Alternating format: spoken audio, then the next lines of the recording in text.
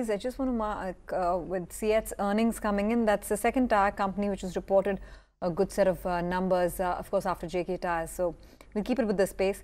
Yogesh Mehta, who's VP Group Leader, PCG Advisory Equities at Motilal Oswal Securities, joins in with his perspective. And let's start with tyres. It's looking very good for the business. Look at the margins for CEAT, 10%.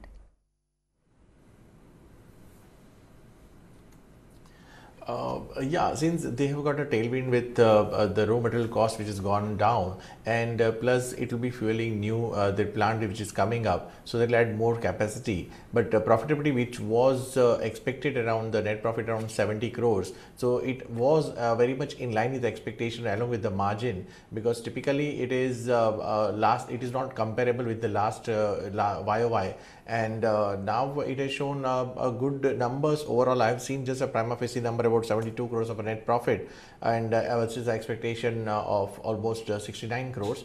So there it seems that stock was in a laggard, and though the numbers, the way two-wheeler and four-wheeler monthly sales numbers are growing, and the capacity is running at around 75 to 80%, so there is still some more room for this company to grow, but the numbers are very much in line with the expectation. Yogesh, have to discuss Bajaj Auto and the big disappointment which has come in the earnings for a stock which has run up already so much just after the June monthly sales data. It seemed like Bajaj Auto was in the high trajectory after clocking 4 lakh units in just the month gone by, exports contributing a strong 1 lakh units. What led to this big disappointment, and especially on the margins for Bajaj Auto? That is what we are also wondering, that the numbers were 4 lakh plus since last 4 quarters, so numbers realization there is no change, but the top line number has disappointed by 6 to 7% odd, which is come at around 7,400 crores. We have expected 7,800 plus.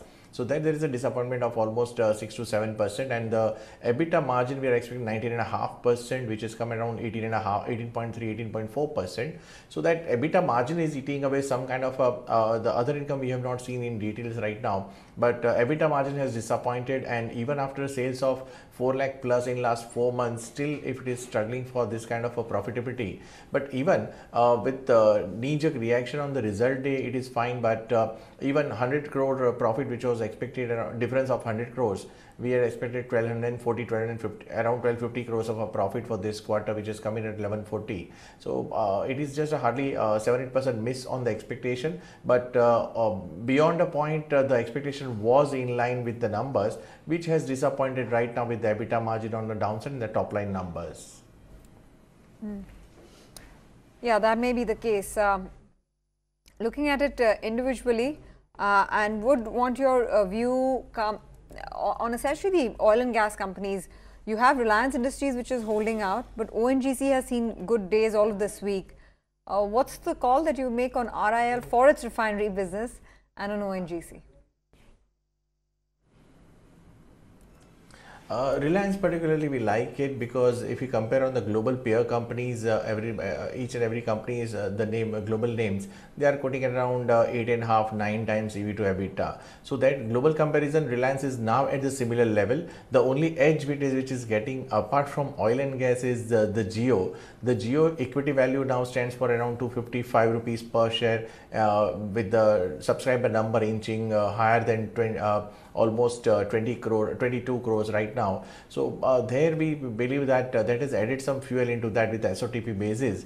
But Reliance with the GRM margin and the again the tailwind and the volatility in the crude prices, so that will add some more value to that. Plus Reliance Retail will have added advantage over there. So it is a SOTP pack right now rather than only oil and gas. And ONGC again, it would be a win-win situation for them if crude moves up to $80 or beyond that, or it goes down below 60 or whatever levels.